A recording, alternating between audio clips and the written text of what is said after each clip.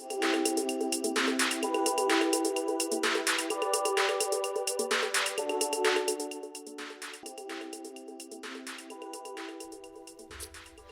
right. Thank you all for coming. My name is Justin Whitty. I am the curator at the Cleve Carney Museum of Art, and I want to thank you for coming to the next lecture in the Visiting Artist Series, which is a collaboration between the Cleve Carney Museum of Art, the Department of Fine Arts, Photography, Interior Design, and Architecture. Today, I'm especially proud to introduce our speaker. And I think a lot of times when you hear the word pride, you assume someone's talking about themselves. And I've had nothing to do with Andi Crist's career or success, but I've had the pleasure of watching it since she was an undergrad at Columbia College Chicago. And for that, I'm proud to have had that experience. Andi Crist also was a former employee here at College of DuPage and worked with us in the museum on some of the exhibits I was most proud of during my time here. And in fact, we almost died together being crushed by temporary walls. So, Andi graduated from the University of Illinois Chicago in 2024. And she was recently listed as one of the top breakout artists of 2025 by New City Magazine. Last year, her exhibit at Tiger Strikes Asteroid called Office Hours received critical acclaim. And she has been, in her words, in a bunch of random group shows since. She has an upcoming exhibition at Chicago Artists Resource, Chicago Artists Coalition as part of the Breakout Artist honor that will be up concurrently with Expo Chicago. She has built and commissioned games and shelves. She's been a preparator at the Hyde Park Arts Center and also for NFA space. And she also has an old house and a new truck. So with that, I would like to introduce Andi Crist. Thank you, Justin, for the very generous introduction. It's nice to be back and speaking as an artist and getting to share some of the experiences I've had in the course of this strange and meandering career I've had. So, as Justin said, I got my BFA from Columbia College. I graduated in 2011.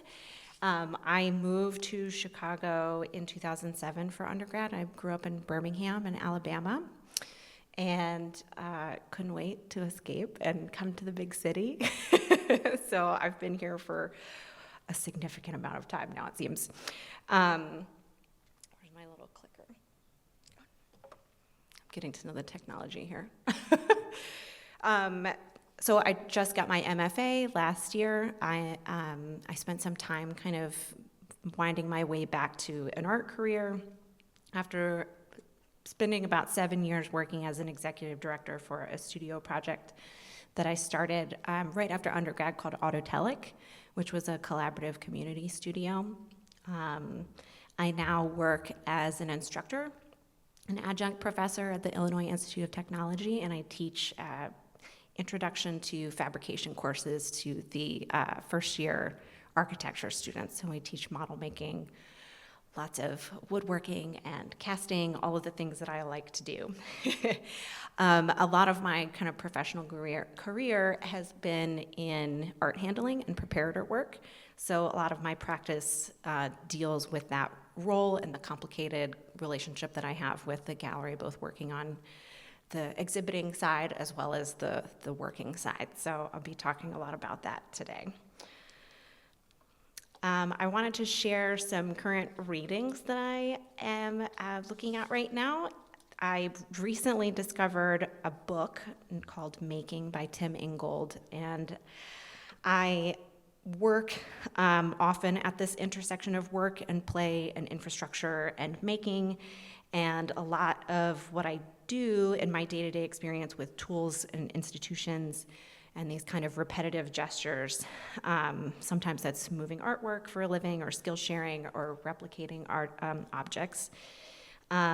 So a lot of what I'm going to be speaking about today is thinking about that work through the lens of Tim Ingold's bookmaking. And it's been a really generative text for me, thinking about process and material and the kind of knowledge that comes from doing. I see my role in the workplace as a type of material that generates creative objects and gestures.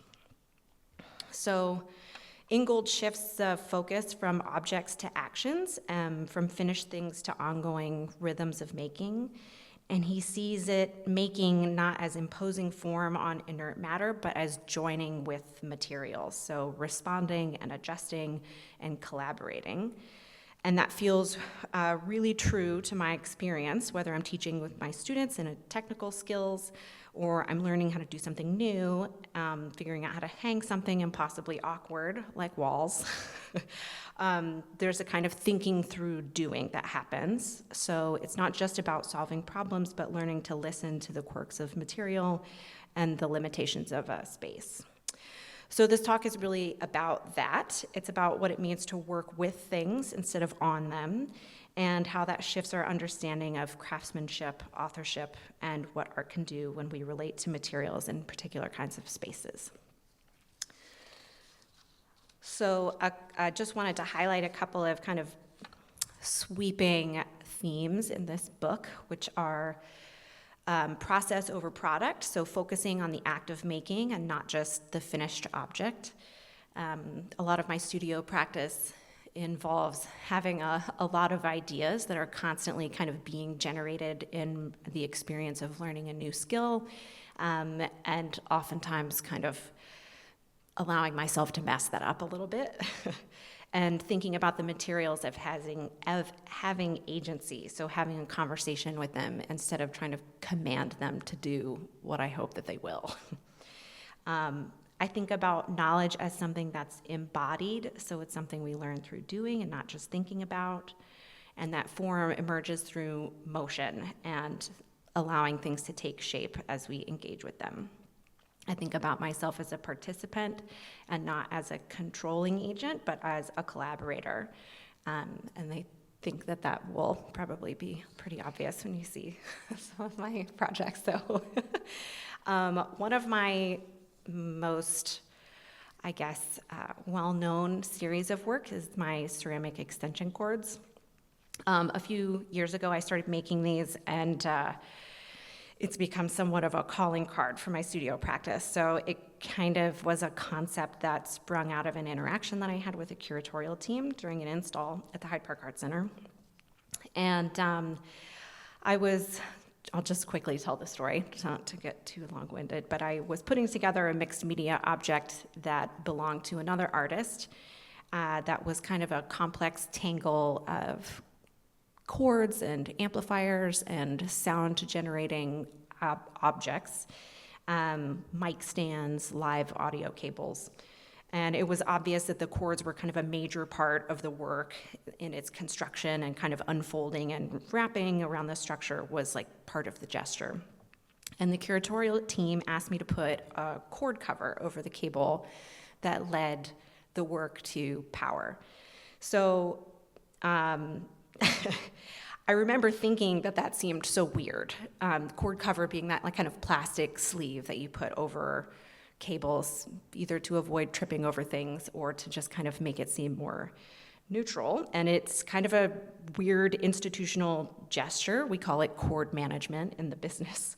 And it unironically and unabashedly ignored what the artist was trying to do. It felt like we were kind of strangling the life out of the piece and trying to hide something that was so obviously material and essential to this work. So as a preparator, if you're doing your job right, no one will know that you were there at all. The walls are nice and clean, walls are patched, things are painted, everything is finished and kind of neutral and ready for the work. So there's an expectation of cleanliness and the etiquette and expectations that come with being in a gallery or museum space. There's a posture of place. And it's important for artists when they're trying to show work there that they have that kind of platform. But you can kind of choose to let that be a neutral space to operate on, or you can use it as a way to acknowledge this kind of delicate balance that gets held in place in a gallery space. So you can kind of wrangle it to your benefit. So I try to keep that approach to the material positioned in a way that reflects that concept that ignited it. And I think the extension cords series really does that well. It's kind of tangling and untangling and maneuvering the extruded clay into something that kind of reflects gravity and mimics a temporary flexibility. They're a constant iteration. They have a grounding and kind of transforming over and over again. The actual cords are flexible, industrial, and mass-produced, and the ceramic version is stiff and breakable and slow. You can't just copy it. It's kind of reinterpreted through a slower, fragile process, and it requires an attentiveness. And there's a lot of tension to deal with throughout the making process. So I think about extension cords as utility, as infrastructure, and receiving power. And it's a critique and a celebration that requires kind of a bodily memory that feeds the process of making them. So this is an object that I kind of always have around in my studio. This image is from a solo exhibition called Cowboy Wisdoms that I had in 2021. And just some examples of these pieces. I think I made around 50 of these cords, and I sold them by the pound. So I'm really interested in trying to think about art objects as having a life kind of beyond the gallery space. And I get really excited about people taking them home. So I tried to find a way to kind of change the formula of how we think about selling work, which gets more complicated the more people are interested in them. You have this impulse to try to want to like raise your prices, get more popular, and that feels like this really abstract thing to try to wrap your head around. And so I tried to come up with a formula that really reflected my relationship with the material. Plus, it's really funny to see people take sculptures off of the wall. It makes the gallery quite nervous. And put them into a giant sling. So I've been asked times over the years to make different versions of these extension cords to be more responsive to the place that they end up being, and I really enjoy that process so much, just because they kind of get to be a little bit different every time that we bring them again into a space. So I really particularly like this one. Let me see.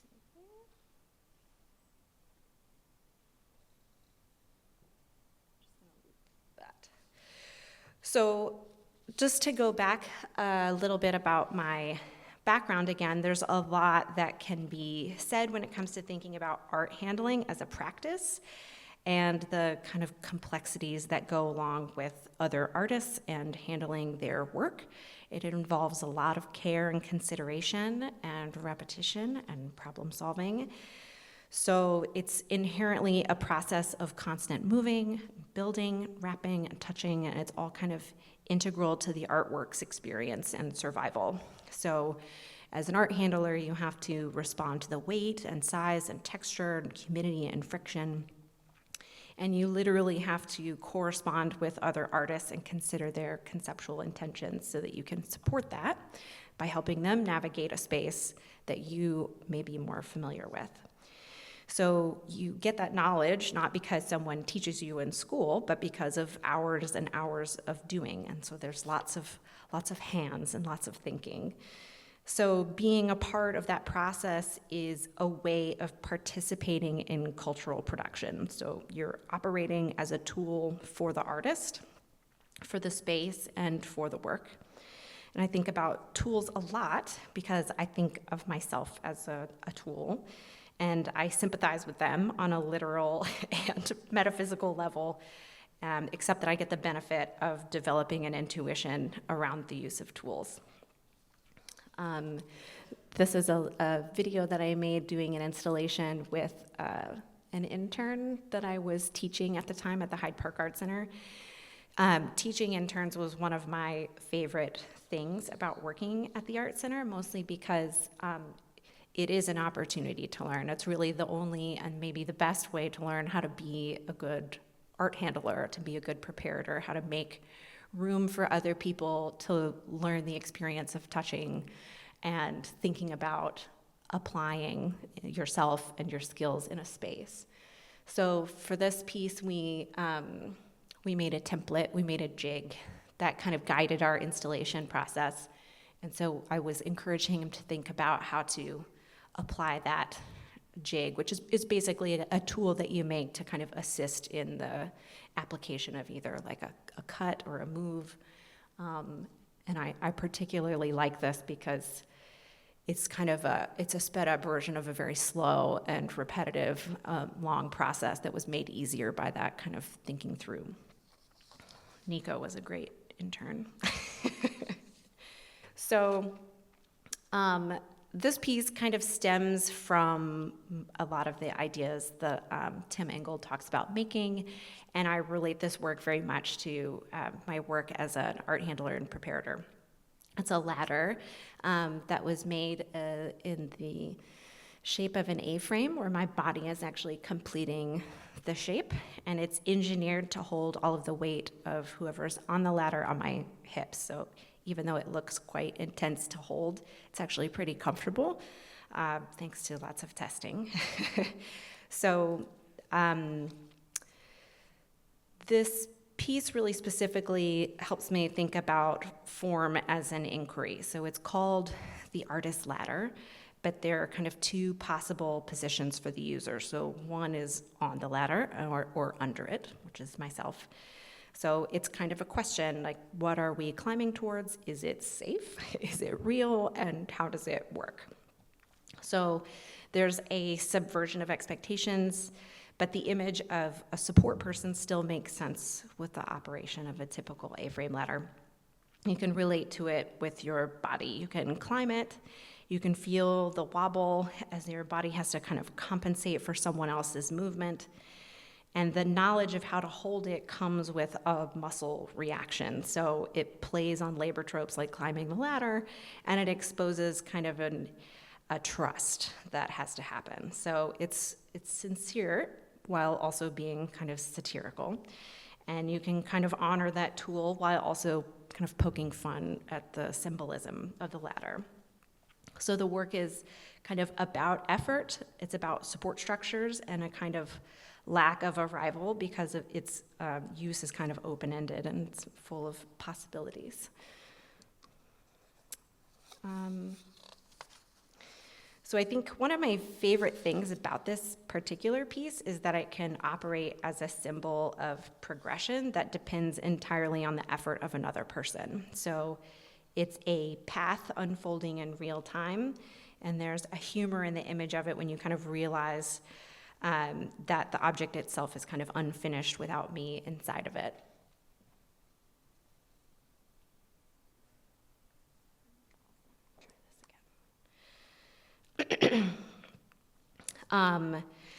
I really do consider this piece a tool, so when it's on display, it's not for sale. I see it as a loaner. I would love it if someday a bulb went out in the gallery and gave me a real excuse to use it. Some of the details in this piece are a little more extreme than they needed to be, only because I find a lot of joy in getting to exercise certain skills. So every project, every piece is kind of an excuse to get better at doing something or learn something new. And every project is a little bit of leveling up towards mastery, even if it fails. So it's kind of all about practice and the possibilities. This is a yellow heart inlay that I used throughout the ladder. This is another little bit of that fanciness coming out. The body of the piece is made of this wood called butternut. It's a member of the walnut family, and it's sometimes called white walnut, that it's native to North America. It's extremely soft and lightweight, and it makes it super easy to carve. I recently found out that carved church altars are often made of butternut because it is so easy to work with. So the yellow heart is Brazilian hardwood, and it has this really amazing kind of pink grain in it, and I used it to create highlights throughout this piece, including these like plugs and kind of racing stripes.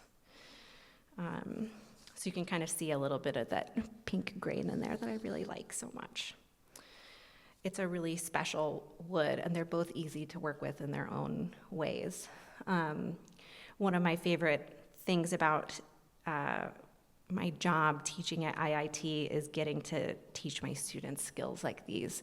So they are mostly learning how to make models. So we do a lot of carpentry, joinery, but I also teach them how to make jigs, how to make their own tools as support structures for their own projects.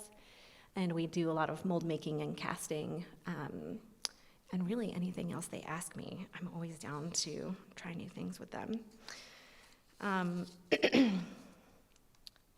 So this is kind of a zoom in on the grip of the ladder.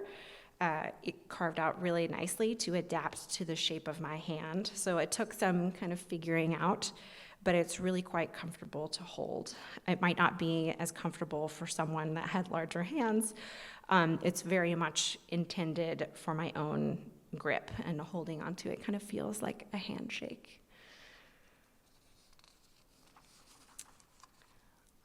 So this is me kind of exposing some of my process here. I used a milling machine to create the recesses for the paint cans and holes for various hand tools.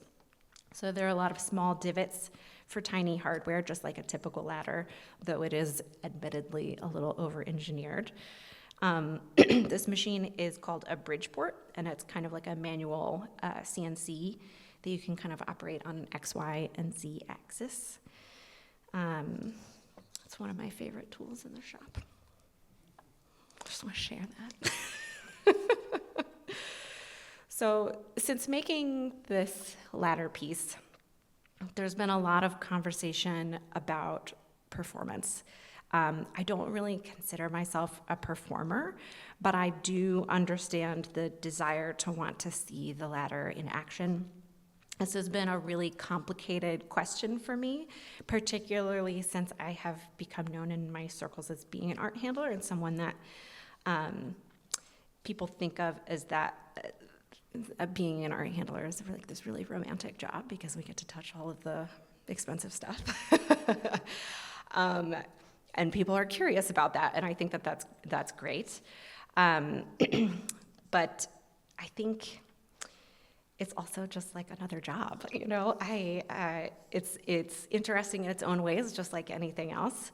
And I don't really love the idea of like fetishizing that kind of blue collar work that happens with kind of a piece like this, particularly if I'm making up a reason to execute it or exercise it for an event. I'm much more interested in the conversation about the object myself, but maybe that's because I'm not interested in people talking about my body. My body is a part of the formula, but so are so many other things about making this work. So it feels almost like too easy to step in front of an audience and make myself the focal point. So kind of to join up with that desire, I generated this kind of IKEA-like instruction manual to offer as a takeaway when I show the ladder. So it's a stand-in, if you will. So I like the drawings a lot, and I particularly like having the excuse to make an instruction-like piece that was really visual. I wrote my MFA thesis in the format of an instruction manual, so I guess that makes sense with the way that I think about things. So this image is from my recent solo exhibition that I had at a gallery in Chicago called Tiger Strikes Asteroids. Tiger Strikes Asteroid. They are a really cool nationwide collective that I've been following for a while, and I really love visiting their exhibitions. They're in Mana Contemporary in the city. This work happened because of a proposal that I kind of impulsively put together last year and admittedly kind of forgot about because I didn't hear anything else about it for another 8 months. So by the time they reached out to me, my kind of like headspace was a little bit different, but they were so excited about what I had put in my proposal that I ended up kind of revisiting this plot that I had laid out for them. So I had this idea about making objects that were meant to be used up, and I wanted to kind of think about the disposable aspect of making things. So all of the tools and pieces that go into making something new, like sandpaper and paint. I decided to make a series of chalk objects that I could use as mark-making tools. And they have this kind of sandpaper gritty texture to them where they're digging into the wall as well as like wearing themselves away. So they get smaller and more broken as they get used up. And my studio is full of molds and casts of other projects and experiments. So I saw this as an opportunity to generate things as a part of kind of a lineage of stuff that I already had collected, and I was building on that. So I really enjoyed the image of the office as something to play with because the workplace can be so varied for so many different kinds of work. Because it has this very kind of distinctive social culture that's embedded within it. And like a gallery, there's etiquettes and motifs that appear over and over. And when you kind of mesh that with a studio space, it bursts into this kind of big mess of familiar objects colliding with a new kind of workspace. So here's a sneak peek into my studio. This is kind of the experimentation during the casting process. I had to do quite a bit of experimentation to get the right formula for the chalk that incorporated this orange tone that I like so much. When I teach casting to my students, we use a really specific ratio of plaster to water to give it proper strength. And that strength can be compromised when you incorporate additives like paints and fillers. So because I was making chalk, I wasn't really shooting for strength. I needed something that would be soft and decompose and leave a trace. So that took quite a bit of trying. And if you're curious, it's 1-to-1 plaster with water, and about 20% of that water is paint. So I did use this as an opportunity to make some new molds out of some leftover Halloween latex that I had in my space. And we were coincidentally cleaning out an old office space at work, and I took the opportunity to pick out some old keyboards and conference speakers and make new molds. So you can kind of see in the foreground that some of the latex happening is quite messy.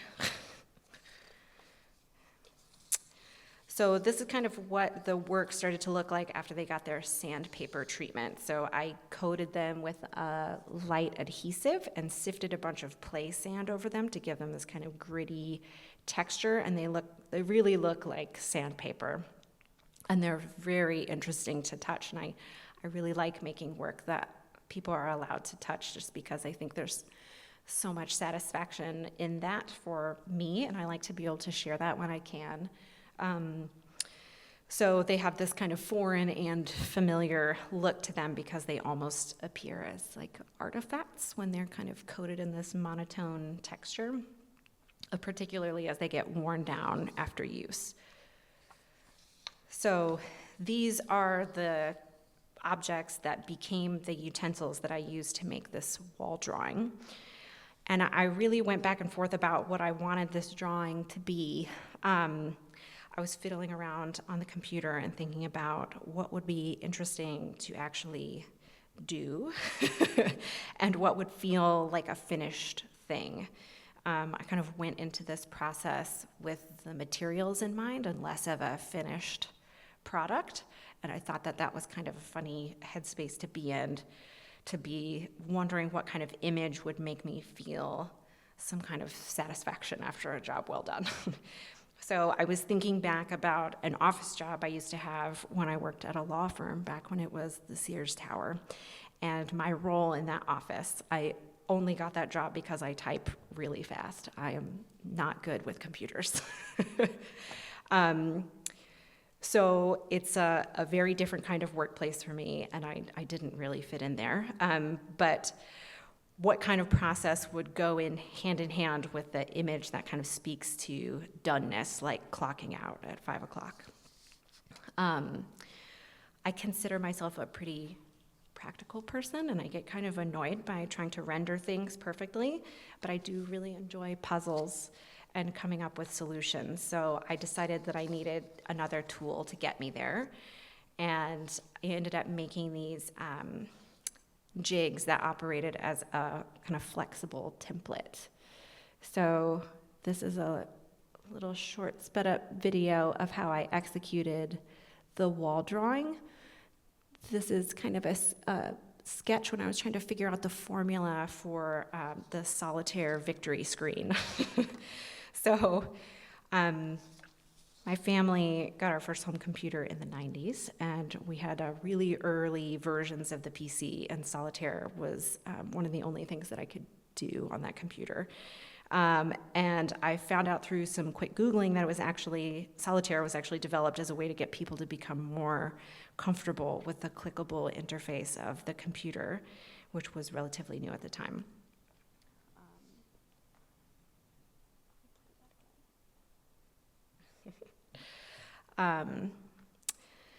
I also read that people got fired just for having it on their screen at work because it signified that you were wasting time.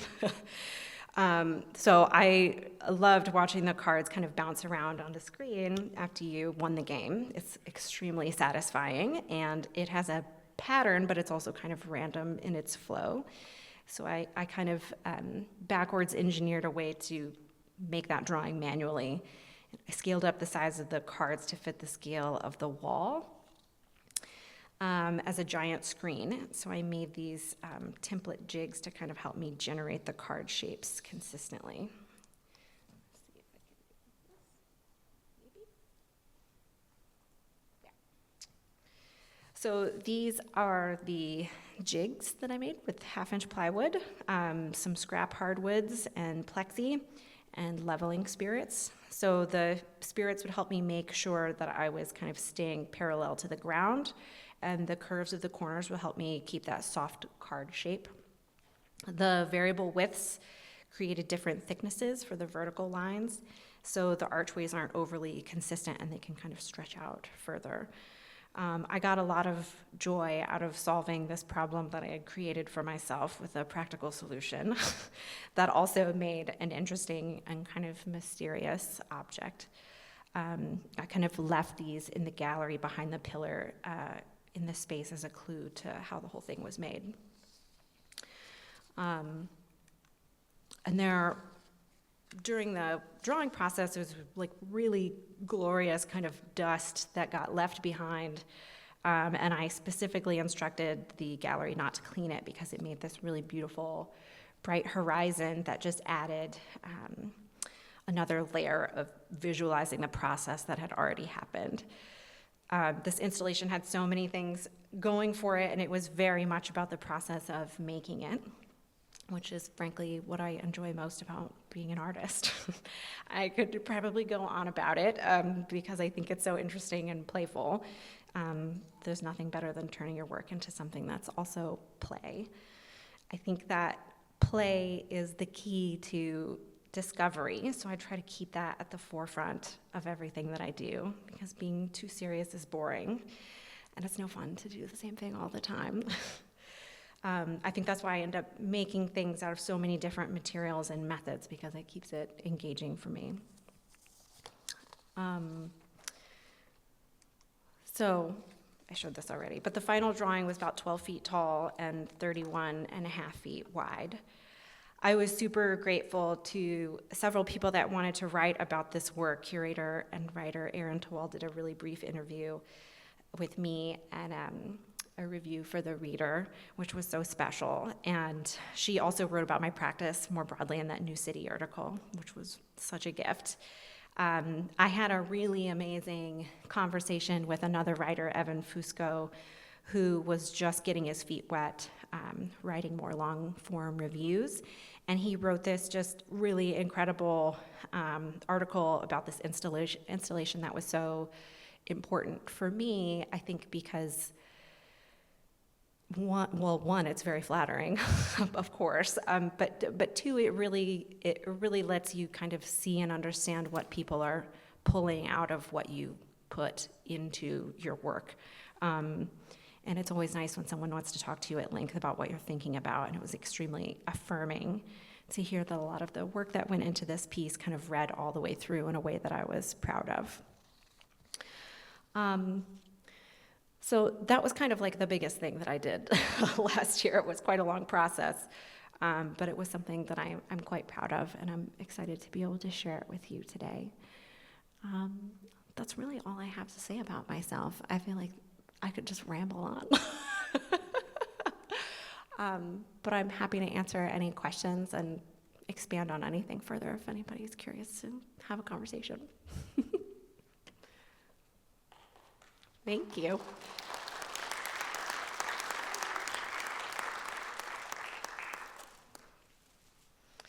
Yes, yes. I noticed that with all your pieces, you make a point to film them, either like stop motion or otherwise. And then that seems such a big part of presenting the work as well. How did that start just as a process of your own documentation, or do you feel it's integral to the work? I think it absolutely started out as just a documentation. But I think as somebody who gets really excited about the process, it was probably inevitable that became something that I would share more broadly. Plus, now that Instagram has moved to all video stuff, it's a really easy way to get people to look at your page. But it's a good question. I mean, having been an art handler and a preparator, I really loathe the technology that's required to make video work show. So I maybe have a covenant with myself not to make video work. But documenting things with my phone has not only been helpful to kind of myself to remember what I did and how I did it, but it makes it this really kind of like quick and easy way that I can share some of that process without me having to do maybe a 40-minute talk.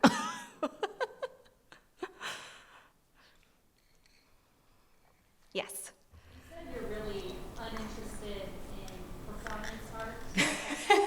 For myself. For yourself, but then you're also do the videos that fill that role. Like you're like, I did it once, I performed it, go watch the video.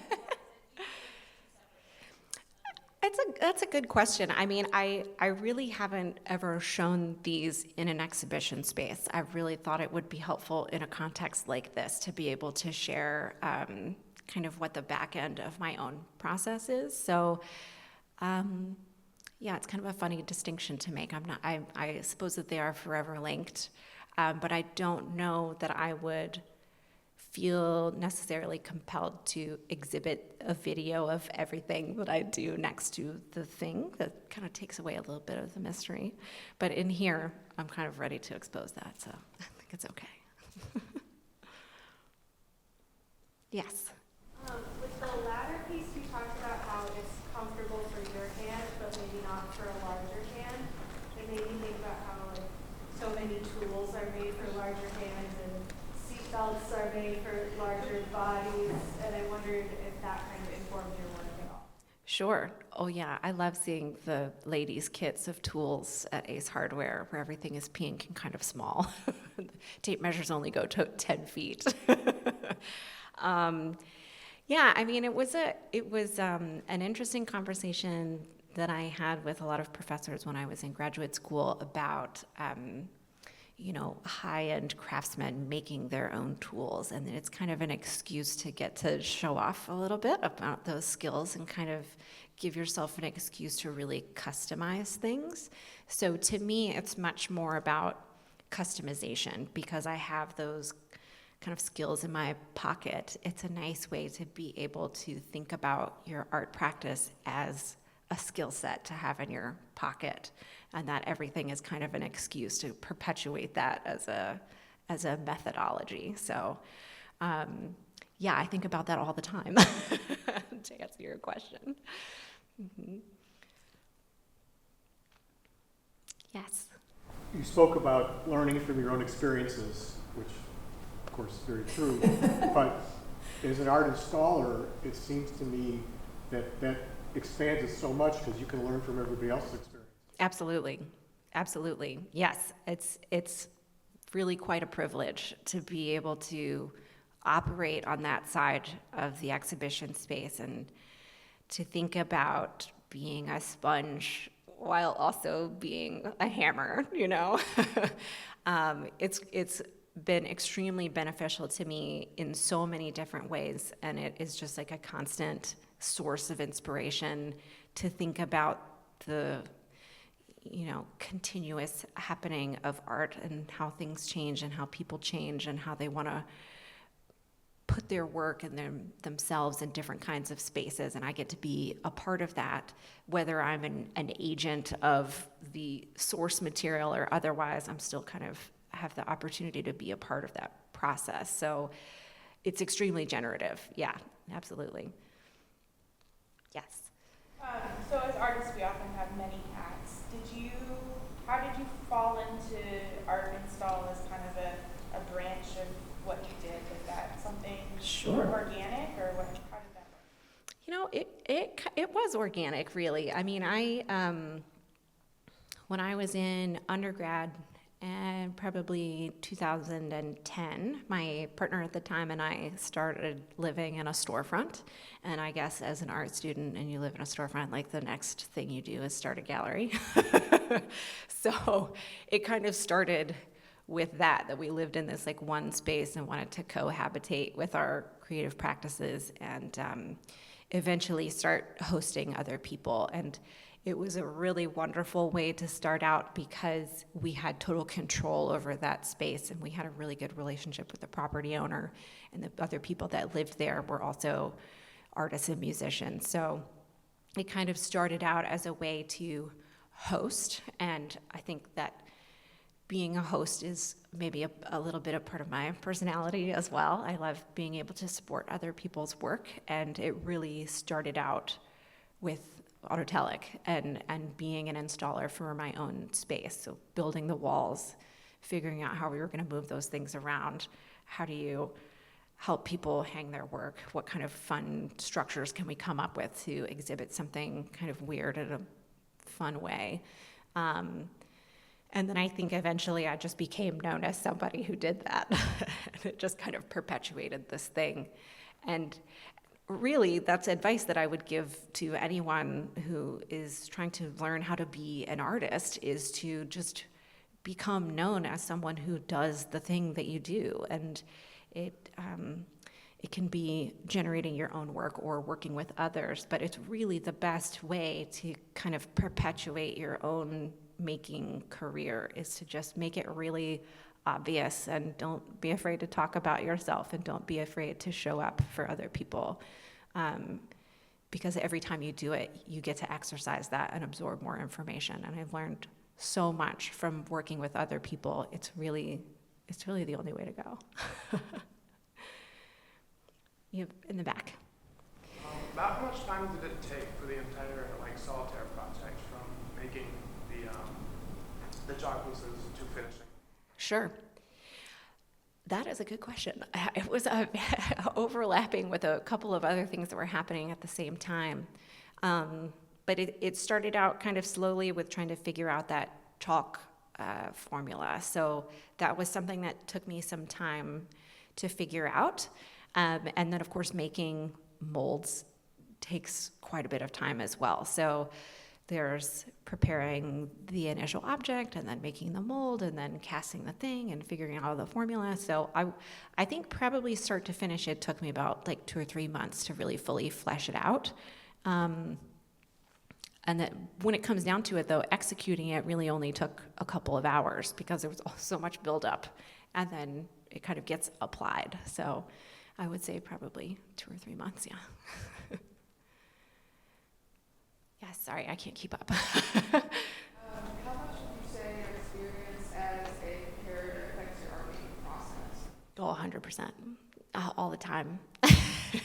I mean, now I spend most of my time teaching, and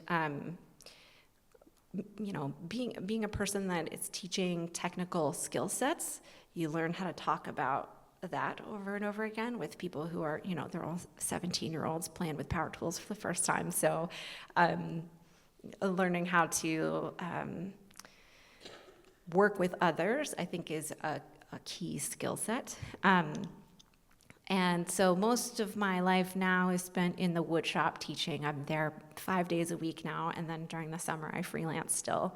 But I think of it still as pretty inherent to my practice all the time. Not that I necessarily make work all about that, but it's definitely source material, and it makes for great stories. Yes. Do you think being an art handler makes you more sensitive to how you actually display your work? And I'm Yes. wondering if, like, you've ever been in a situation where you're installing work elsewhere extended, and how you personally navigate giving up that level? Oh, I like that question. I just last week dropped off a bunch of work for this exhibition, this New City breakout show that's happening. And I get very nervous because I want to make that person feel like I respect them so much, even though I don't know them. So I make really clear instructions, and I also give up a lot of decision making. So I make it really clear that they have control of my work, and then I put a couple 20s in there, and I say, thank you so much. So it's a balance of trying not to control too much and giving a lot of permission and trust that I believe that they know what they're doing and that they have my, respect.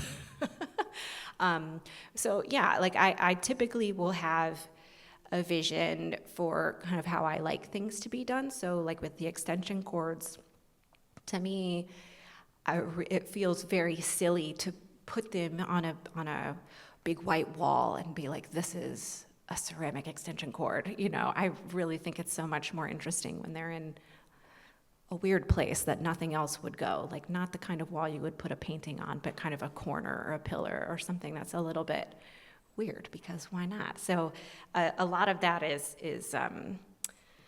just communicating that, but then letting someone else make the choices with gratitude. Yes. Have you ever tried using the ladder with the support person that's significantly taller or shorter than you are? I haven't. I'm not sure. I think that people feel quite scared to be in that position, especially because it really is engineered for my hip height and my arm length, and so I'm not sure that it would be useful for someone that wasn't me.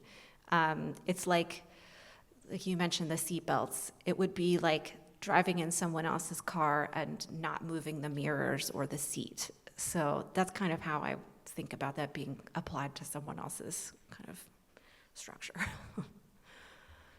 It's a good question. Yes. You said you use project as an excuse to try things out and get better at them. Are you constantly seeking to work in new and different materials rather than refining, one media over and over again?